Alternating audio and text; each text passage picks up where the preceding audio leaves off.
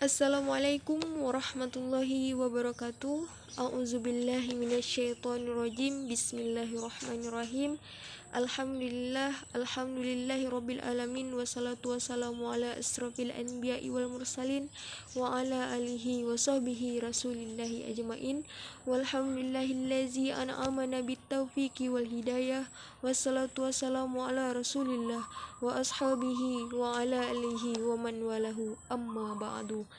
Alhamdulillahirabbil alamin, di mana pada hari ini, pada hari yang cerah ini, Allah Subhanahu wa taala telah memberikan kita semua nikmat umur, nikmat kesehatan, hingga pada hari ini saya pribadi masih bisa menyampaikan sedikit pengetahuan saya mengenai agama Islam dan bisa menyampaikan sedikit dakwah pendek untuk seluruh rekan-rekan dan saudara setanah air seagama.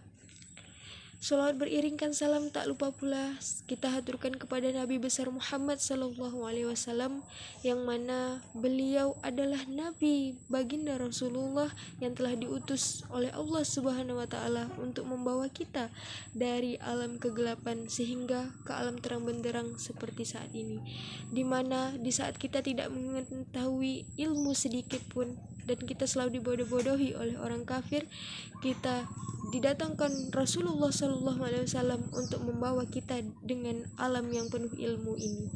Alhamdulillahirabbil alamin.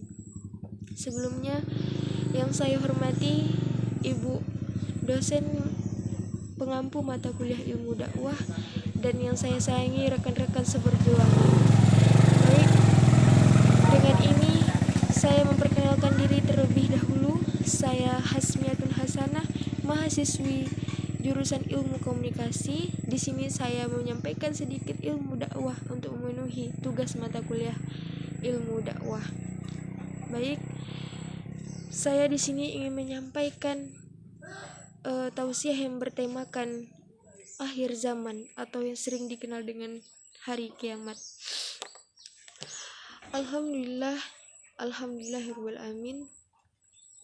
Seluruh masyarakat dan saudara seagama dan setanah air yang saya cintai, di mana kita rasakan bahwa kita memang sudah berada di akhir zaman, di mana kita berada di penghujung zaman yang sudah banyak sekali fenomena-fenomena yang terjadi, terutama di Indonesia, negara kita yang kita cintai ini, di mana saat ini kita merasakan bahwa bencana terjadi di mana-mana, di mana di Majene terjadi gempa, di Kalimantan banjir yang tinggi, terjadi erupsi gunung, terjadi pesawat jatuh itu, dan banyak hal-hal yang terjadi di luar dugaan kita di setiap harinya. Dan itu adalah bencana-bencana yang mungkin tidak kita harapkan, tidak kita ingin bencana itu datang kepada kita, tapi Allah menurunkan itu untuk mengingatkan kita bahwa kita adalah makhluknya. Kita hanyalah berada sementara di dunia ini. Kita tidak boleh menyombongkan diri, tidak boleh beranggapan bahwa kita akan hidup selamanya, karena kematian akan terus mengintai kita. 1 menit ke depan kita tidak tahu kita akan mati atau tidak. Kita bisa merencanakan, tapi rencana sebaik-baiknya rencana adalah rencana Allah Subhanahu wa taala. Kembali lagi kepada bahasan kita, di mana kita sebagai manusia sudah berada di akhir zaman. Untuk kiamat itu terbagi menjadi 2. Yang pertama kiamat kecil dan yang kedua kiamat besar. Kiamat sugro dan kiamat kubro. Untuk kiamat kecil sebenarnya sudah dari dahulu sudah terjadi. Kiamat kecil itu sudah banyak tanda-tandanya. Contohnya, kiamat kecil adalah seperti minuman keras yang beredar di mana-mana, dan suami dan istri seenaknya cerai begitu saja, pembunuhan anak terhadap orang tua terhadap anak, dan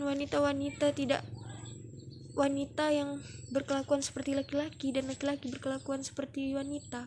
Itu sudah banyak yang terjadi di negara kita, terutama di dunia, terutama di negara kita. Kita tidak bisa memungkiri kapan terjadinya kiamat. Kita tidak bisa memungkiri waktunya kapan. Kita tidak bisa menentukan, dan kita tidak bisa melihat tanda-tanda itu sepele. Karena di saat terjadinya kiamat, kita tidak akan merasakan bahwa hari ini akan kiamat, hari besok akan kiamat, jika kita tidak mempunyai amal yang soleh. Dengan tanda-tanda tersebut, hendaknya kita berpikir bahwa aku tidak boleh seperti ini, karena ini adalah perbuatan yang tidak Allah sukai, yang tidak Rasulullah anjurkan kepada kita.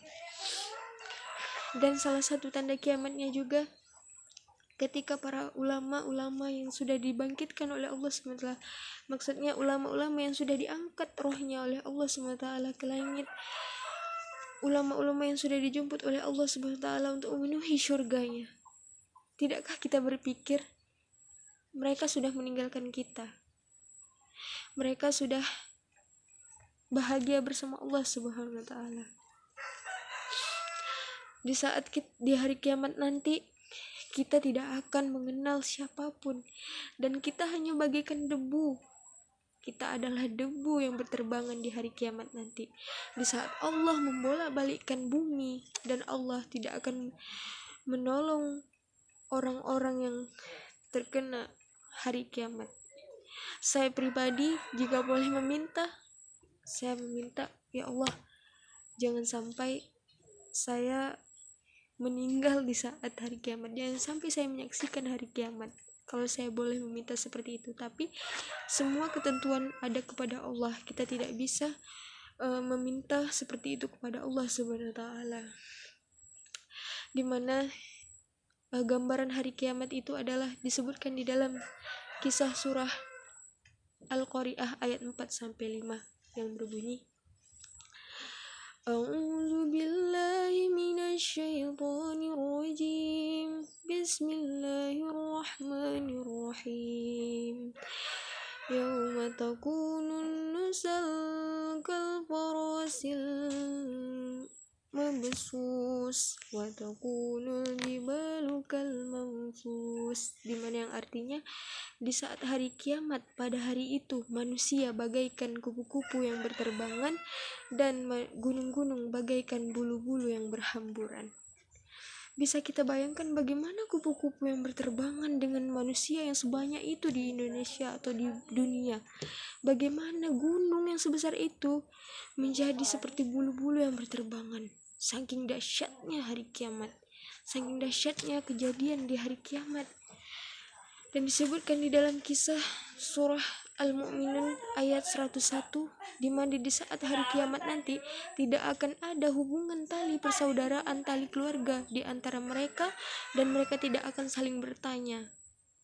Kayak kita bayangkan di mana di saat hari kiamat kita pontang-panting lari, dikejar dajjal, dihancurkan oleh Allah SWT dunia ini. Kita tanpa bertanya, kita tidak bisa bertanya, ada apa ini? Apa yang terjadi? Kita bisa bertanya pada diri sendiri, tapi kita tidak akan bisa bertanya kepada orang lain. Kita tidak akan bisa bertanya kepada ayah, ibu. Mereka tidak akan mengingat kita lagi. Mereka hanya mengingat bahwa aku harus selamat, aku harus selamat. Mereka tidak akan mengingat bahwa itu adalah hari kiamat. Bahkan tanda-tanda kebesaran dari hari kiamat pun tidak akan bisa dirasakan oleh orang yang tidak memiliki amal soleh. Bagaimana jika kita adalah salah satu orang yang tidak memiliki amal soleh?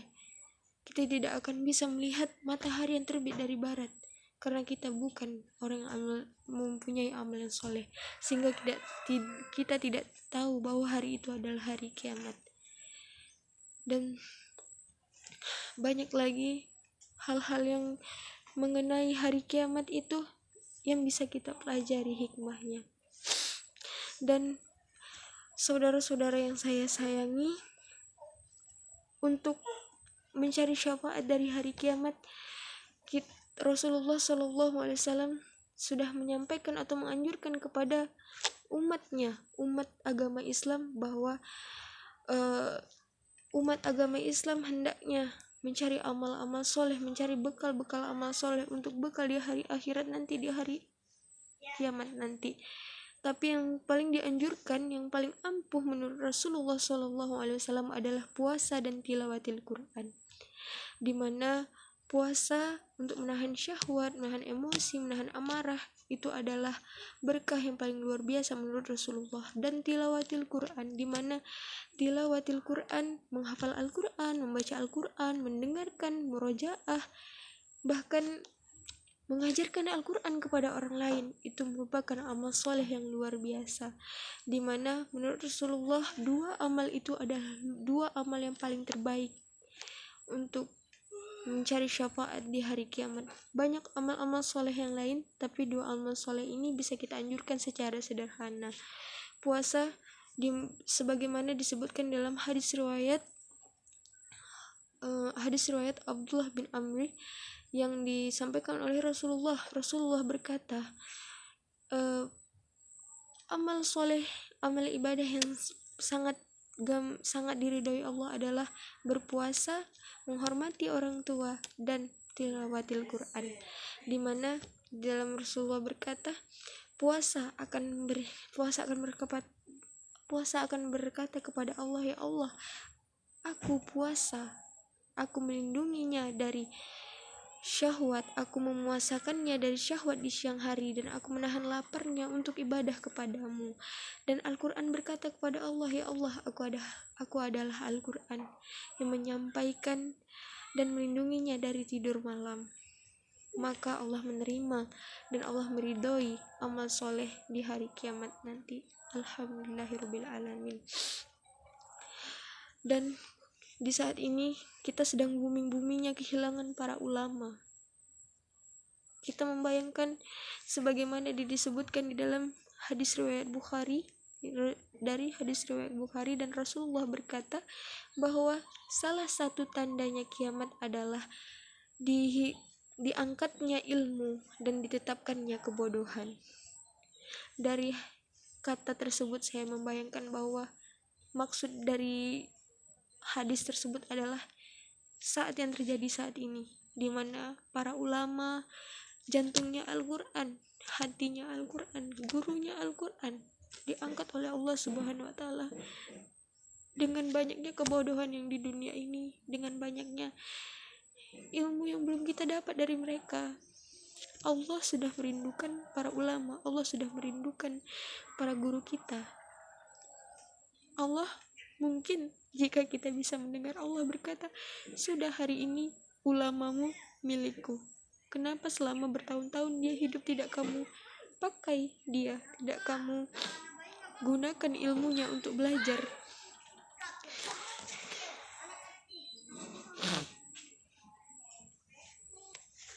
Kenapa tidak kamu manfaatkan segala hal yang ada di saat dia masih hidup?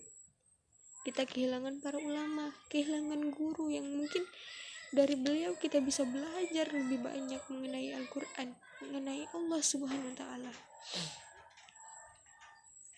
Maka dari itu, marilah teman-teman sekalian, kita menetapkan agama kita menetapkan kepada kehidupan kita bagaimana caranya menghargai apa yang terjadi pada dunia kita saat ini. Karena saya yakin teman-teman juga merasakan hal yang sama, bahwa sudah merasa berada di akhir zaman dan merasa bahwa sudah banyak yang terjadi tanda-tanda akhir zaman. Baiklah teman-teman, marilah kita sebagai umat Islam, umat Nabi Muhammad, kita kenali Al-Quran, kita jadikan Al-Quran sebagai pedoman, kita jadikan Al-Quran sebagai cinta kita untuk mencintai Allah SWT sebelum datangnya hari kiamat, di mana di hari kiamat nanti tidak akan ada yang bisa menolong kita selain amal soleh kita, dan tidak akan ada yang membela kita selain amal soleh kita. Jadikan Al-Quran sebagai pedoman, jadikan Allah sebagai salah satu-satunya tempat mengadu, tempat mencintai, dan jadikan orang tua sebagai penguat dalam kehidupan. Dunia kita sudah miris, dunia kita sudah kejam, tapi kita sebagai umat muslim tidak boleh jatuh karena itu. Karena kita ada khalifah, karena umat Islam adalah khalifah di bumi ini, karena umat Islam adalah orang-orang terpilih untuk menjaga bumi ini. Dunia dan akhirat adalah tanggung jawab kita bersama, tanggung jawab untuk diri kita sendiri, untuk keluarga, dan untuk semua orang yang hidup di dunia ini. Semoga kita menjadi orang-orang yang terpilih untuk dimasukkan ke surga bersama Rasulullah, dan menjadi orang-orang yang bisa diberikan syafaatnya di akhir zaman nanti, di hari kiamat. Mungkin hanya itu yang bisa saya sampaikan, lebih dan kurang saya mohon maaf. Alhamdulillahirabbil alamin. Assalamualaikum warahmatullahi wabarakatuh.